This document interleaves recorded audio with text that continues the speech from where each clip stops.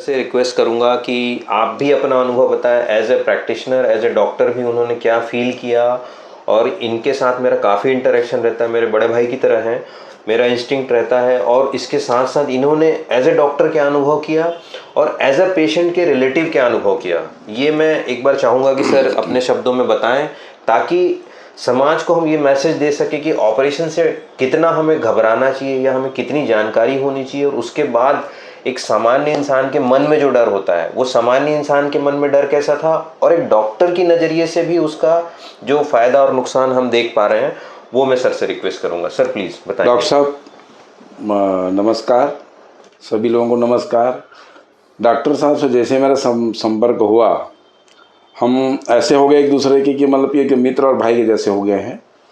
और डॉक्टर साहब ने जो परिस्थिति आज मेरे मैडम ने 17 साल पहले जो उन्होंने तकलीफ़ जो काटी, तकलीफ़ जो भोगी उनने, उसको नी रिप्लेस के बाद में आज तो ऐसा है कि मतलब मैं पीछे हो जाता हूँ, आगे हो जाती। सुबह 4 से 5 बजे वो सुबह अपना योग कराने चली जाती है, लोगों को योगा सिखाती है। इनका हास्य योग केंद्र चलते हैं। मेरी दोनों बेटी डॉक्टर हैं, बड़ी बेटी एमडी है, छोटी वाली एमडी कर रही है। दोनों डॉक्टर हैं। उन लोग से मैं सलाह लिया कि बेटा ऐसा सा है और नी रिप्लेस मम्मी को कराना है। वो आए नहीं, लेकिन उन्हें फ़ोन में बात हमारी जैसी चर्चा, उन्होंने बोले पापा आप इजीली करवाइए, डॉक्टर साहब से करवाइए आप। और हमने डॉक्टर साहब से रिक्वेस्ट की सर हमारा आप मैडम का नी रिप्लेस करिए। हमने नी रिप्लेस कराया सर। तो तीसरे चौथे दिन मैडम को चलाना चालू कर दिया। हमें बिलीव नहीं हो रहा था कि मैडम इतना जल्दी रिकवर कर पाएगी, या सर हमें तो ऐसा तो नहीं कह रहे हैं कि बुलावे में कि भाई कि ऐसा है करके। हमने सोचा जैसे ही चलना चलो, हमको बहुत ज़्यादा सर के ऊपर बहुत ज़्यादा विश्वास बढ़ गया है। और हम बराबर पेशेंट भेजते रहे, चूँकि मैं भी डॉक्टर हूँ। मैं प्रैक्टिस आज 40 साल से कर रहा हूँ। मेरा खुद का दवाखाना है गोगांव रायपुर में।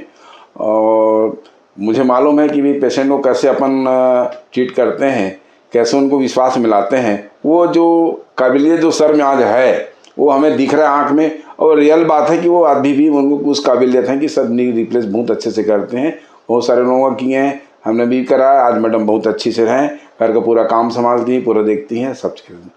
थैंक यू, धन्यवाद सर। मैं आपको बहुत बहुत धन्यवाद देना चाहूँगा कि आप मतलब मैडम को उस लायक बना दिए। नहीं तो उसका जीवन तो ख़त्म ही होता। हम सोच रहे थे बस ये बेड में चली जाएगी, लेकिन नहीं, मतलब कि आज आपके मेहरबानी से आप जो रिप्लेस जो किए, दोनों नी रिप्लेस के एक साथ हुआ है, आज वो बहुत आपके आशीर्वाद से बहुत अच्छे चल रही है, अपने घर का पूरा काम संभाल रही।